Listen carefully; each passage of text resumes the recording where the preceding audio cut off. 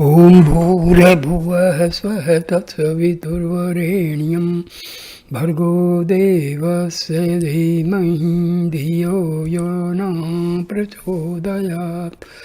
ॐ शान्ति शान्ति शान्तिः. Namaste my dear friends. This is 19th video on Sai Gita. So it starts with the heading Turn Actions into Yoga. Every action that is offered to the Lord and is performed without any personal interest becomes a holy sacrifice and can be considered as yoga. But when an action is performed with a personal interest in the action and its results, then it is nothing but roga, which in Sanskrit means disease. The root cause of all such disease is attachment. From attachment follows hatred and anger. These are the demons that will hide all your human qualities.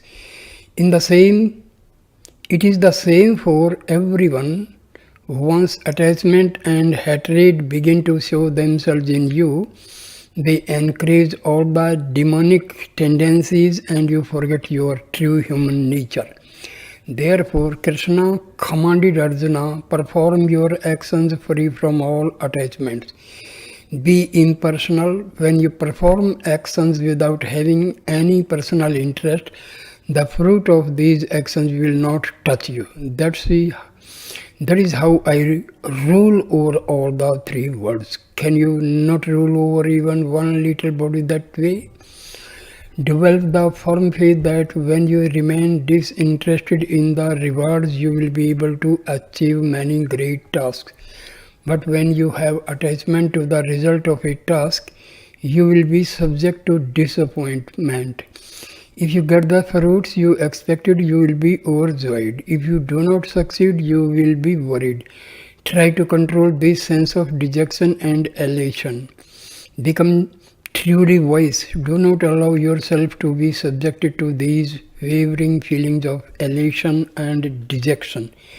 There is no human being who is not engaged in actions. Every person has a human body for the express purpose of performing actions. To sanctify the body, you have to perform only good actions. For every action, there will be a fruit.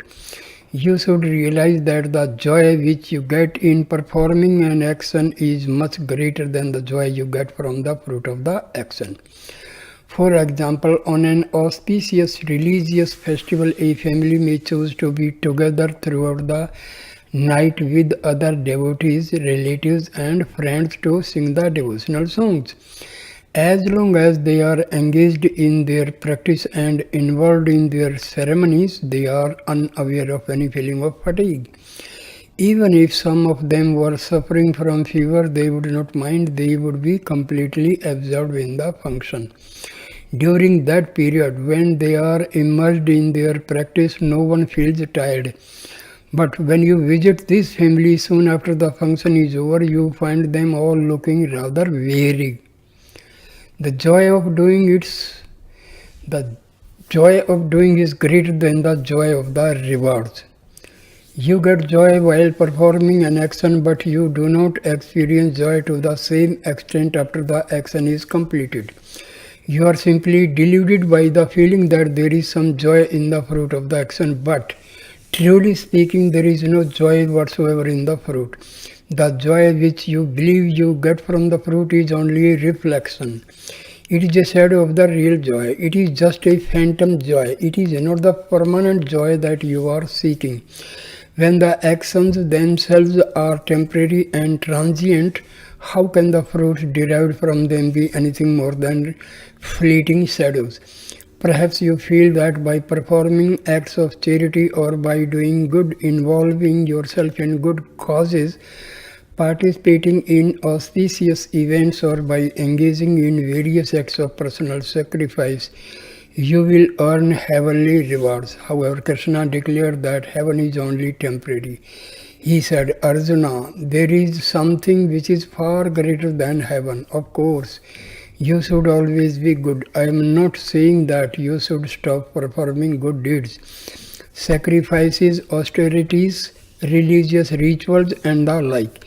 It is not only your right but your duty to continue with such good actions, but do everything you do with only the welfare of the whole world in mind.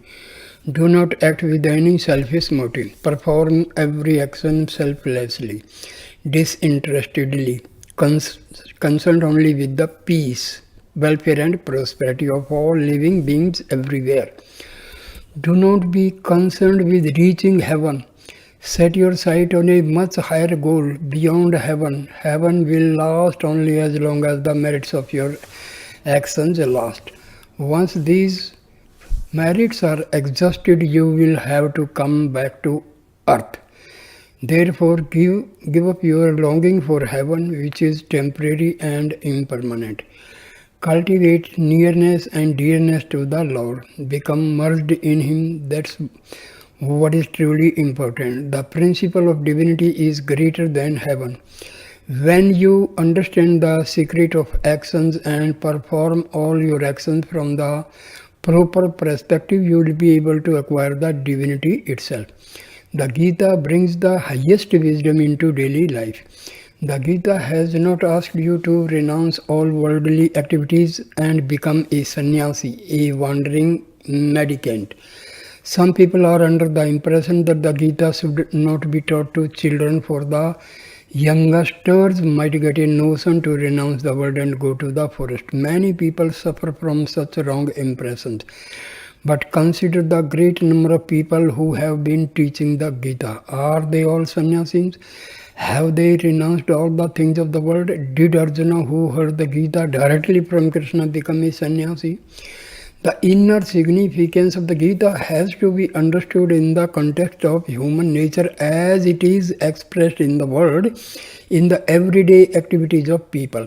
The most important objective of the Gita is to bring down the priceless ancient wisdom to the level of the mundane world and raise worldly life to the level of the highest wisdom. The Gita brings down Vedanta into daily life and elevates daily life to the level of Vedanta. It not only introduces philosophy and spirituality into daily life, but it also introduces daily life into philosophy and spirituality. Hence, it reconciles spirituality and daily life. Human existence does not just involve the daily secular activities. It is not meant at all for just eking out a livelihood. The Gita teaches the sanctity of human life. It directs man to his ultimate goal. It teaches him how to make his livelihood in the world in a way that enables him to transcend the human condition and in a way that does not bind him to further human births. You will not be bound by your actions when they are performed selflessly, without any interest in the fruits. The Gita teaches you to develop non-attachment to all your activities, duties, and possessions. What actually happens by having this attitude of detachment is that your actions become sacred. The Gita does not encourage you to renounce work. On the contrary, it encourages you to do your duty and perform all the activities appropriate to your status in life. But you must transform all these actions into sacred works by offering them to the Lord. For example, consider the work of a cook.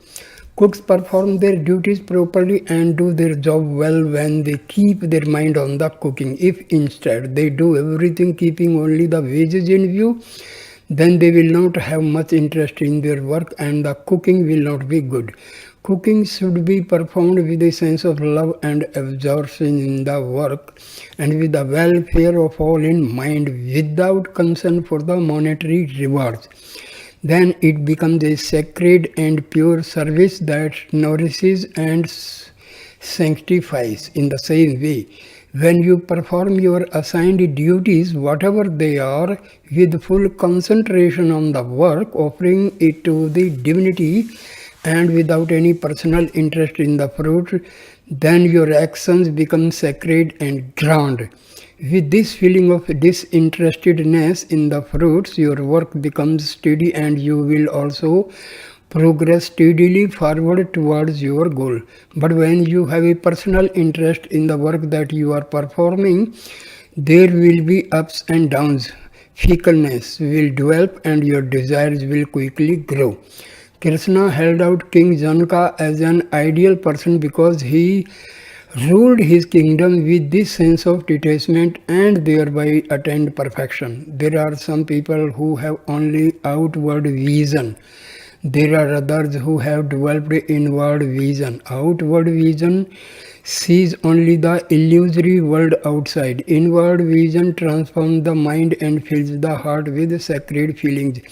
In order to gain inner vision, you have to develop this quality of absorption in the work and detachment from the results, offering everything you do to the divinity within. There is a story to illustrate the great spiritual power of this lofty practice. Janaka and Sukha. Once in the age previous to Krishna and Arjuna, the young sage Sukha had entered King Janaka's kingdom and was traveling in the neighborhood of the capital city. King Janaka heard that Sukha was in the vicinity but did not know where Sukha chose to make his camp. The king sent out messengers in all directions to get news of the Sukha's whereabouts. They located Sukha living in a shelter in a forest near the capital city. Janaka along with his ministers went to visit Sukha. Janaka did not go there as king or ruler, he went as a servant of the Lord. Janaka had long ago removed all traces of ego and now went as a humble spiritual seeker. Sukha was giving a discourse to his disciples on a spiritual topic. During this discourse, Janaka stood and listened with full concentration. Evening came. Before he left, Janaka went to Sukha and asked, Swami, may I come every day and experience your inspiring discourses? Sukha replied, Janaka, spirituality and philosophy are not anyone's private property. Whoever has the interest, whoever enjoys listening to these teachings, whoever believes in reaching the goal has a right to this knowledge. Certainly you may come. You are most welcome. Janaka went back to his palace and returned each day to attend the discourses. Now Sukha wanted to demonstrate to the world that King Janaka had inward vision, whereas most people have only outward vision. With this in mind, he moved to a spot on the crest of a hill overlooking the capital city and made his camp there. From this place, he continued his daily discourses on Vedanta. One particular day, King Janaka, because of some urgent responsibilities of administration, was delayed in coming there. Sukha purposely held up starting his discourse until Janaka had arrived. Sukha took no cognizance of the large gathering of people that were already assembled there, waiting for the discourse to comment. To demonstrate his interest, Sukha started asking questions of this person and that, trying to find out why King Janaka had not come. He also told some people to go and find out what had delayed the king. He himself stood on the roadside and watched for the royal party to arrive. At this, some murmur began among the people there. The disciples, the elders and youngsters who had assembled there began whispering among themselves. One said, look at Sukha. He is considered to be such a great sage who has renounced everything, but it does not seem to be true. Here he is waiting for King Janaka just because Janaka is an important ruler. Sukha is not paying any attention to us and does not seem to care about starting the discourse. Another person said, look at this peculiar behavior of Sukha. Why does he show so much partiality to kings? For a sage, should there be any difference in his feelings for a king and for others? Now Sukha noted all this talk, what was going on. In fact, it was with the intention of teaching them a good lesson that He had conducted himself this way. Half an hour passed, 2 hours passed. Sukha continued to wait for Janaka to come. He did not make any attempt to start the discourse. The venom must come out before teachings can go in. Meanwhile, those people whose hearts were a little polluted gave expression to their feelings of jealousy and anger. All those impure feelings which were inherent in them but had been hidden inside now started coming out. That is just what Sukha wanted, for only after the venom that was in their hearts had come out could the teachings of the Vedanta enter there. If there is nothing inside one's head, then it can be filled with the sacred teachings. But if one's head is already filled with all sorts of impure stuff, how can it take anything pure and sacred in? Without emptying the head of all the useless dross, sacred teachings will never take hold there. So Sukha's wish was that all these baser feelings should manifest themselves and be expressed. He wanted his students to pour out all the dirt and filth which was inside their mind. He knew that as long as their hearts harbored attachments and bad feelings, his teachings would not take hold. So he had then undergo this process of purification. Meanwhile, with a great deal of anxiety, Janaka rushed to attend the discourse. Sukha noted the approach of Janaka. He could be seen coming from a long way off because Janaka did not usually come alone. Although Janaka was not interested in bringing ministers and servants, they would invariably accompany him to provide security and protection to the king. Soon all the people became aware that King Janaka was approaching, entering the area where the discourse was given. Janaka prostrated himself before the Guru and humbly asked his pardon for coming late. Then Janaka spread his grass mat and sat down. Immediately Sukha commenced his discourse. Now in the hearts of the young disciples who had assembled there, hatred fructified. Their faces began changing because of their feelings towards Sukha and King Janaka. Look at this Sukha, they thought to themselves. He only cares about pleasing the king. That is the extent of his Vedanta. The fire that brought out the attachments of the disciples. Sukha decided to teach a lesson to all the people assembled there who were harboring such negative feelings. After some time, he interrupted his discourse suddenly and said, Janaka, look at your kingdom. It is on fire. King Janaka, who had closed his eyes and was totally absorbed in listening to the sacred teachings, took no notice of these words. He had fixed his mind on the Vedanta, and so he kept his concentration only on the Vedanta. The other people who had assembled there saw the flames and smoke rising above the city. Some of the disciples, thinking of their relatives and belongings, began running towards the capital city in the plain below. All the attachments which had lain hidden deep in their hearts now came to the surface and fully exposed themselves. A few moments later, Sukha told King Janaka, Janaka, this fire has now spread to your palace. Even then, Janaka did not take any notice of Sukha's statement. Janaka did not move from his seat. He had the true feeling of complete detachment and indifference to all things worldly. His interest was only in the Atma. Except for this absorption in the Atma, he had no other feeling. Among those in attendance at the discourse were a number of celebrated spiritual teachers having worldwide reputations. Sukha wanted to demonstrate to them that they might be very great scholars, but they had not killed their attachments. When these scholars saw the flames, they were apprehensive. They turned to King Janaka and began praying, O king, please do something about this terrible catastrophe happening below. But Janaka had entered into a state of samadhi. He was enjoying the bliss of the Atma. Tears of joy were coursing down Janaka's cheek. He did not waver for even a moment from the holy thoughts on which he had fixed his concentration. Sukha observed Janka's state and was very pleased. After some time, these disciples who had run away towards the capital returned, reporting that in fact there had been no fire at all. Then Sukha began to explain to the disciples the meaning of all that had gone on. Sukha said, "Well, children, I did not delay starting my discourse for 2 hours because Janka is the king and therefore a very important man. I delayed because he is a deserving person, a true seeker, and I believe in waiting for such a one.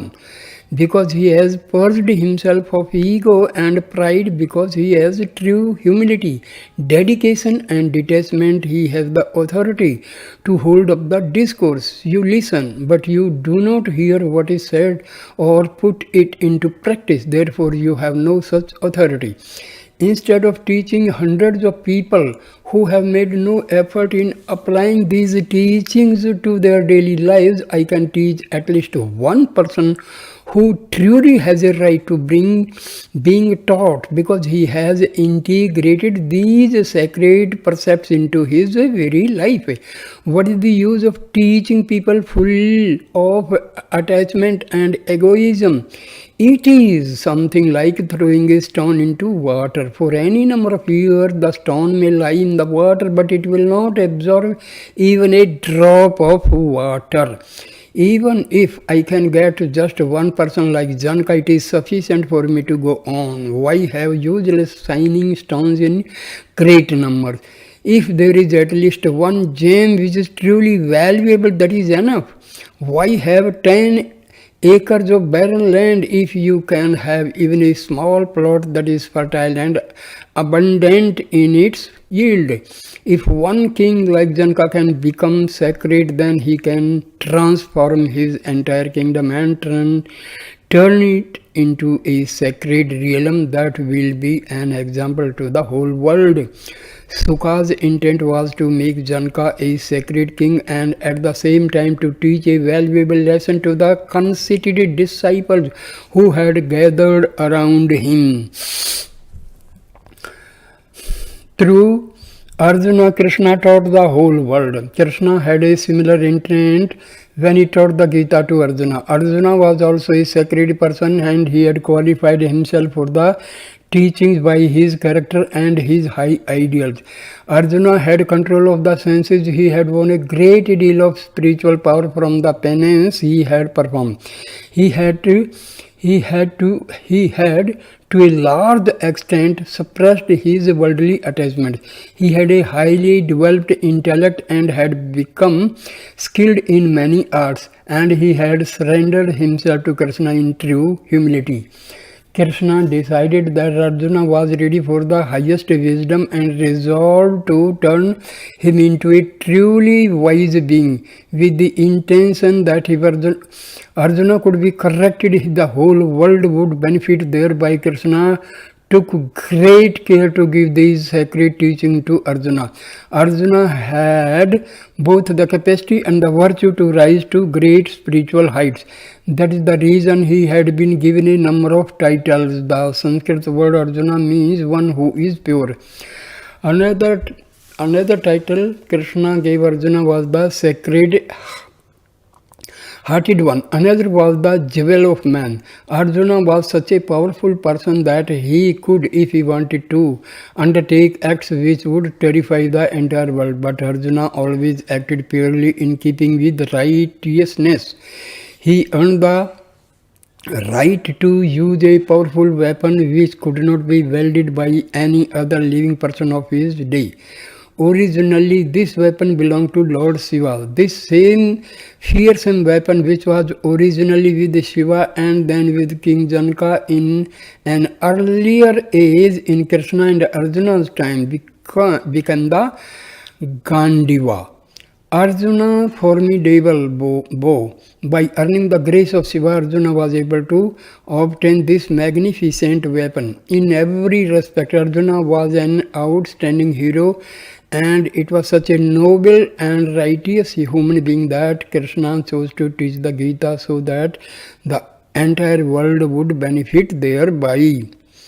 It is another It is through your mouth that you offer food to the stomach. Then it is through the stomach that the food reaches the entire body. In the same way as food reaches all the limbs of the body when offered to the stomach, the Gita was given to a pure and selfless person such as Arjuna so that it might reach the entire world. One of Arjuna's name is Parthiva, which means son of the earth. All of you are children of the earth. Since Arjuna may be considered an outstanding representative of all mankind, Krishna felt that the whole world would in time be transformed by converting him into a sacred person. Ordinary actions, detached actions, and sacred actions. Compared to ordinary actions which are done by thinking of yourself as the doer, actions done without any sense of doership will be much greater. But an action that is done with complete selflessness, performed impersonally with the total indifference and without any attachment is greater still. But when the action is entirely offered to the Lord, when it becomes a holy sacrifice, it is even more sacred than all of these. Thus Krishna commanded Arjuna to offer all his acts to the Lord. When Arjuna reached this state of evolution, that is, when Arjuna acted completely selflessly and offered everything he did to the Lord, Krishna began to teach him the Gita. In the primary stage, every human being has to perform actions and actively employed in the task for which he is suited. One needs to perform action in order not to develop laziness. A lazy person is absolutely useless to the world. Swami does not approve or encourage anyone to be lazy. First, you must perform ordinary actions. Then you should enter into the stage where you perform all your actions without any self-interest. Gradually, you transform these actions into yoga. You transform work into worship. This is one of the core teachings of the Gita. The Gita will give you whatever you are ready to receive. It is utterly destroy selfishness. It is to utterly destroy selfishness, egoism, arrogance, pride, possessiveness, attachment, hatred, and other such poisonous qualities that the Gita has taught the truth in so many ways. In the process, it has helped many different kinds of people to develop a sacred nature. The Gita may be compared to a wish-fulfilling tree. Whatever you desire from Gita, it will give. The meaning given to different teachings in the Gita depends on your outlook and stage of spiritual preparation.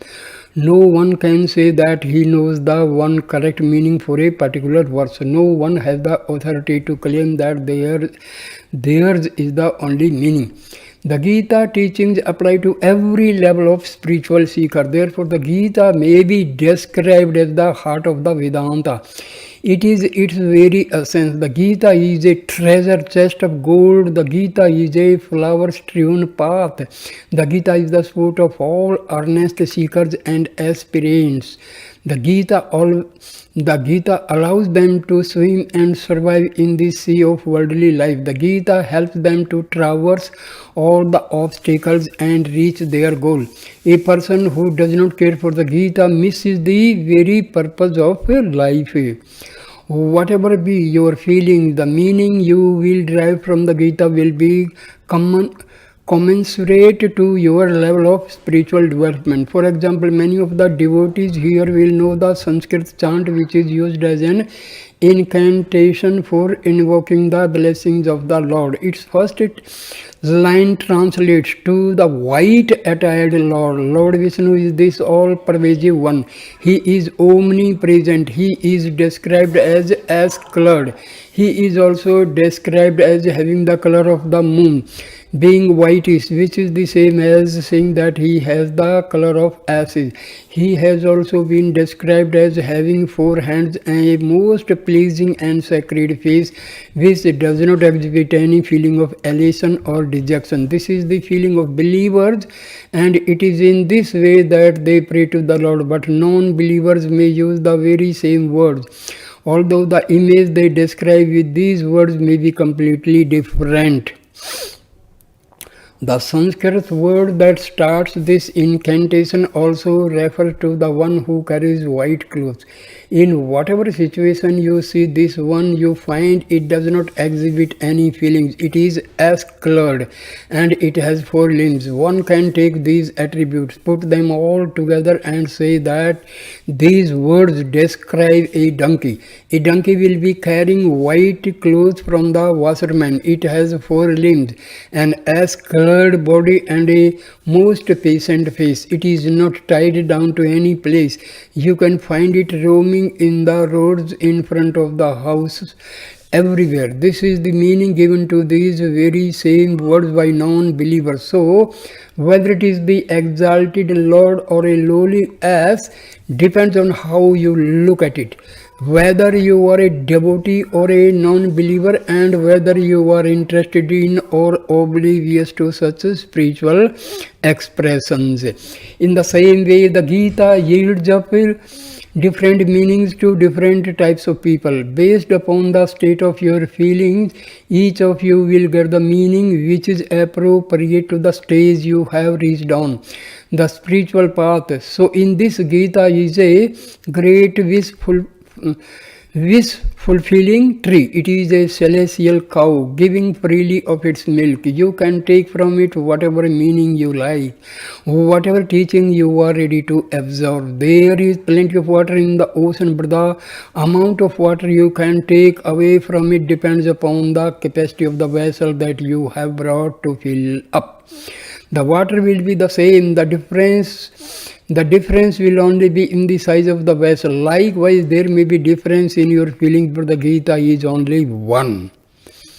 The basic message of the Gita is the same for all. Its sacred purpose is to transform humanity into divinity. You should not take such a holy book lightly. You should approach the Gita with a deep feeling of devotion and commitment. You should chant the verses with genuine feeling and understanding. And you should practice daily at least one or two of the percepts given here. Only then you will gain complete fulfillment in your life. Developing the inner vision. Whether you are actively working in the world or have withdrawn from it, the most important consideration is not the work that you do or not do, but how effectively you have been able to uproot and destroy the deep-seated tendencies which lie hidden in your heart, embodiments of love. The principal objective of all spiritual practices is the removal of the deep-seated negative thought forms, impure habits, tendencies and predispositions which in Sanskrit are called vasanas and which have encased themselves deeply within you. They manifest in your thoughts and actions as the twin evils of attachment and hatred, or attraction and repulsion. You must cleanse yourself of all trace of these evils which have harbored themselves inside you. You cannot run from your inner enemies. If you just run away to the forest or to a cave without performing the appropriate exercise to remove your inner enemies, then whether you like it or not, all your latent tendencies will continue to produce thoughts and actions that bind you. These impurities will lie there as seeds in your heart and prompt a stream of thoughts that will be saturated with likes and dislikes, desires and delusions. As a result, you end up forgetting your true human nature. The Gita has shown that if you can root out the entrenched tendencies that cling to your heart, then you are free to perform any action without concern for the results. From that point on, you will not be bound by any action that you may become engaged in. In other words, you will be freed completely from the fruits of your actions. People who do not understand this truth and end up renouncing all outside activities become mild in sloth and laziness. But the Gita has repeatedly warned that there is no room at all for laziness in the world of the spirit. What the Gita teaches is the yoga of impersonal action in which you remain totally detached and free of any personal interest in the work that you do and in the results that accrue from it. It means working with full concentration to the limits of your capacity for excellence, but orienting all your actions to the service of God and remaining established in God consciousness. You will not be able to reach this high stage of desirelessness in your actions and renunciation of the fruits of your labors as long as your vasanas which have arisen from past actions are unfavorable for spiritual progress. Transform all self-serving actions into selfless actions. You must first remove the negative tendencies which have driven all your ordinary self-serving actions that have kept you bound and replace these negative tendencies with positive noble qualities which are associated with beneficial and selfless actions. Then when you are firmly established in the stage of selfless service wherein you perform only good actions, you can go on to the higher stage where you renounce the fruits of all your actions. From there you will naturally rise to the stage of totally selfless impersonal yoga. At that stage, you make sure that all your actions are of the highest purity and then you offer them all up to the divinity to do with as the divinity wishes. What is the inner secret of performing work? It is the Gita's proclamation that only through positive, laudable activities can the negative tendencies be removed. The Gita advises you to be engaged only in good actions so that you will steadily purify your heart, but it goes further than that. It asserts that true purity of heart can be achieved only by dedicating all your actions to the Lord. Every action that you perform must be offered to God. Only then you can your heart be fully cleansed. Consider an example. When food is eaten after having been cooked and prepared in different ways, it is just ordinary food and you are subject to the good or bad effects of eating that food.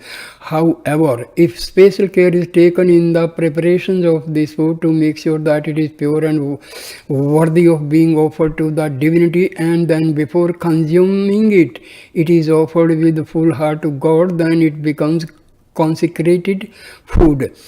From that point on, this will no longer be ordinary food. Consuming it will confirm divine feelings, blessings, for it will be the sacred gift of the divinity. By the same token, all the many activities performed by you during the day fall into the category of ordinary actions. But when you perform these same actions, even if they are just little acts with the intention of making them on an offering to God, devoting their results not to your own pleasure but for the pleasure of the Lord, then your actions become sacred actions. In other words, your karma becomes karma yoga. It is only through such karma yoga that you will be able to rid yourself of all evil tendencies and make your heart pure. Purify your actions before offering them to God. What should be the qualities of the actions you offer at the feet of the Lord? How sacred should they be? Before an object is offered to an ordinary individual, you see to it that it has some utility, that it has some value, that it is pure and that it will be cherished. In other words, that it will be received with joy.